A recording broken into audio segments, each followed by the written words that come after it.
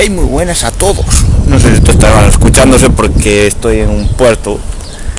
Bueno, lo que hoy venía a hablar es de el día 25 de julio. Todos los gallegos estamos más contentos que nada porque es nuestro día.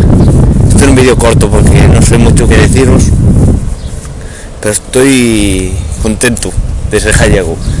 A la que me acaba de salir ahí.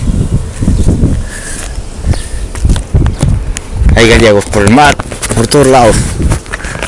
Anda, gaviota, mete por ahí. Que tú también eres gallega.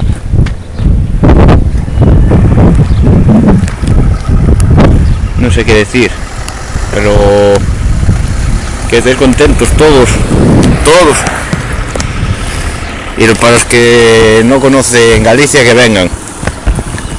Bueno, yo lo siento, pero es que hoy no estoy muy hecho para grabar, ya que estoy sin ordenador y me da un poco de miedo que el teléfono no deje de funcionar.